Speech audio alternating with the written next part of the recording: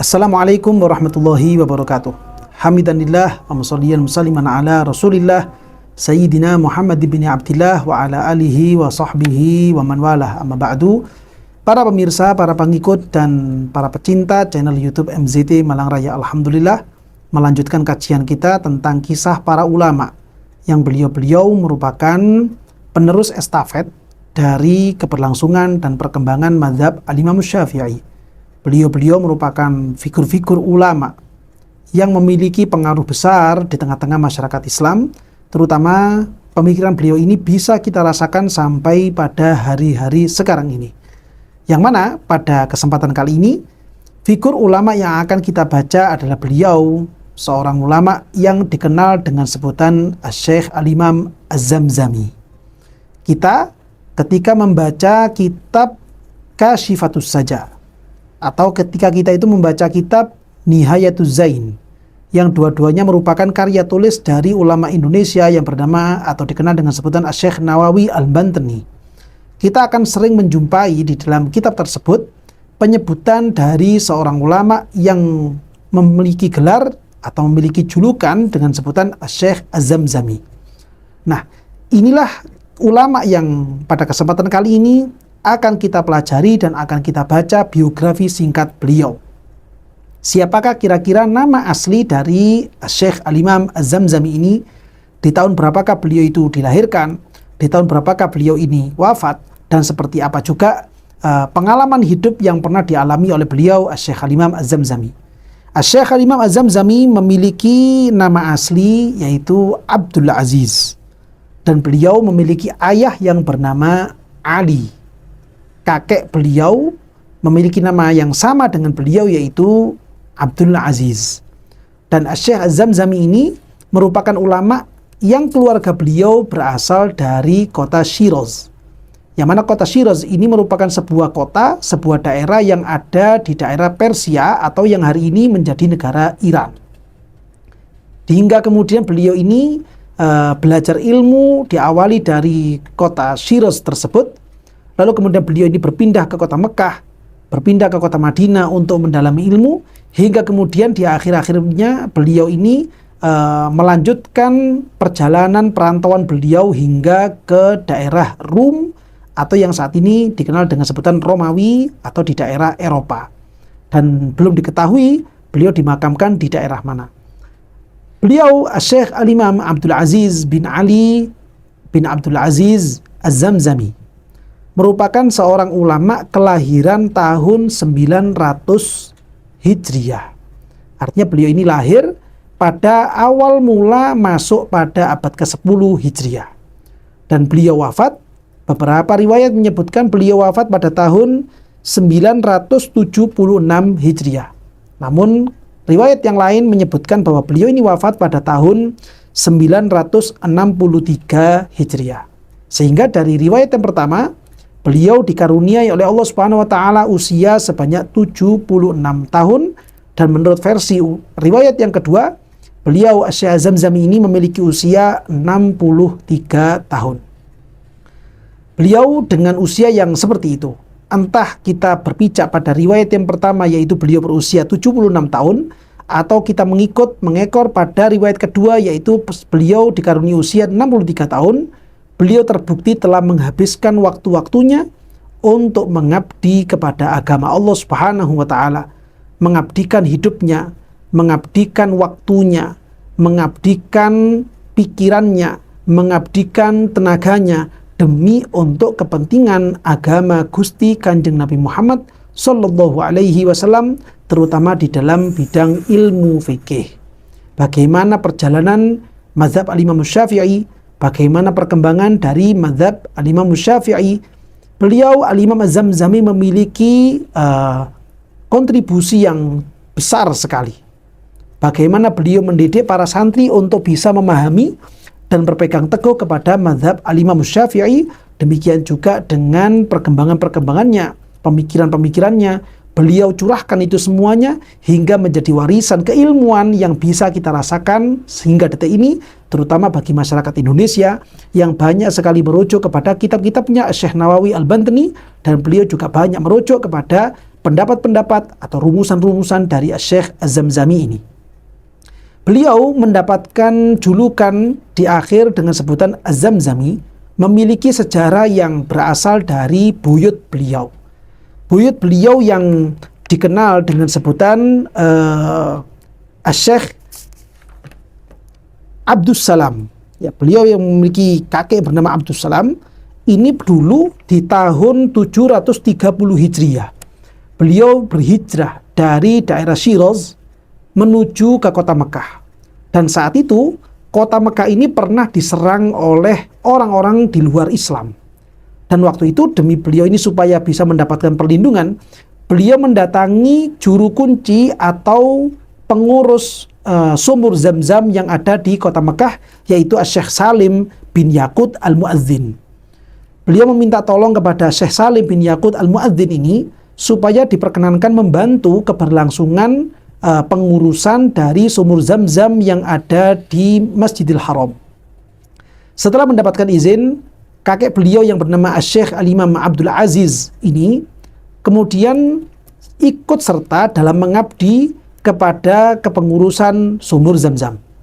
Karena beliau ini memiliki amanat yang luar biasa, kecakapan, ketangkasan yang baik, hingga kemudian Syekh Abdul Aziz ini dinikahkan dengan salah seorang putri dari Syekh Salim bin Yaqut Al-Mu'adzin. Dari situlah kemudian beliau tidak berpulang lagi ke daerah Shiraz, namun beliau kemudian menetap di kota Mekah, hingga kemudian dari cicit beliau muncul seorang ulama yang dikenal dengan sebutan Syekh Al-Imam Az-Zamzami, dan beliau memiliki nama asli Abdul Aziz bin Ali bin Abdul Aziz bin Abdissalam Ash-Shirazi Az-Zamzami. Karena buyut beliau ini merupakan salah seorang pengabdi kepada kepengurusan sumur Zam-Zam, sehingga sejak saat itu keturunan dari Syekh Abdul Aziz ini dikenal dengan sebutan Az-Zamzami. Ini merupakan sebuah sebab kenapa kemudian marga beliau atau keluarga besar beliau ini mendapatkan marga dengan sebutan Az-Zamzami. Hingga kemudian di masa-masa cicit beliau, yaitu Syekh Abdul Aziz bin Ali bin Abdul Aziz Az-Zamzami, beliau ini kemudian setelah lama berdiam di kota Mekah, setelah lama berdiam di kota Madinah, menimba ilmu sekaligus juga mengajarkan ilmu, menjadi salah seorang guru besar yang ada di dua tanah haram tersebut. Beliau Syekh Abdul Aziz ini pernah juga merantau hingga ke negara Mesir. Saat beliau ini merantau ke negara Mesir dan beliau kemudian tinggal dan berdiam di kota Kairo, beliau belajar kepada Syekhul Islam Zakaria Al-Ansari. Sehingga saat itu beliau merupakan salah satu santri yang juga menjadi teman kepada Syekh Al-Imam Romli Kabir. Beliau juga menjadi santri dan teman kepada Al-Imam Abdul Wahab bin Ahmad Asy-Sya'rani. Beliau juga sempat belajar kepada Al-Imam Jalaluddin Al-Hafidh As-Suyuti. Sehingga beliau juga merupakan salah satu santri dari Al-Imam As-Suyuti ini. Setelah cukup lama beberapa tahun beliau ini menimba ilmu di daerah Mesir, menimba ilmu kepada ulama-ulama yang ada di kota Kairo. Beliau kemudian kembali pulang ke kota Mekah, mengajarkan ilmu terutama di dalam mazhab Imam Syafi'i di Masjidil Haram. Setelah cukup lama beliau di situ, beliau kemudian juga sering berdiskusi dengan Al-Imam Syekh Ibnu Hajar Al-Haytami. Beliau juga berjumpa dan berdiskusi dengan Syekh Abdullah bin Umar Bamakhramah. Dari sinilah kemudian muncul diskusi-diskusi yang sangat intens sekali antara beliau bertiga. Dan sesekalipun juga santri dari Al-Imam Romli Shogir datang ke kota Mekah untuk berdiskusi dengan beliau-beliau semuanya. Sehingga saat itu kota Mekah ini merupakan salah satu kiblat dan rujukan untuk para santri dan ulama-ulama yang mengikuti mazhab Al-Imam Syafi'i. Di hari itu ada Al-Imam Romli. Di hari itu ada Al-Imam Ibnu Hajar Al-Haytami. Di hari itu juga ada Al-Imam Az-Zamzami. Di hari itu juga ada Al-Imam Abdullah Bamakhramah. Dan di daerah Yaman, di daerah Zabid, saat itu juga hidup salah seorang ulama yang dikenal dengan sebutan Syekh Al-Imam Ibnu Ziyad. Dari sinilah kemudian mazhab Imam Syafi'i ini begitu dikenal luas oleh masyarakat. Dari situlah kemudian ulama-ulama dari Indonesia juga banyak mengambil ilmu dari beliau-beliau semuanya, dan ketika mereka pulang ke negara Indonesia menyebarkan pemikiran dan juga syariat versi mazhab Al-Imam Syafi'i. Ini merupakan sebuah perjalanan keilmuan yang begitu indahnya. Kita sebagai masyarakat Indonesia yang memang mayoritas merupakan masyarakat bermadzhab Imam Syafi'i di dalam ilmu syariatnya.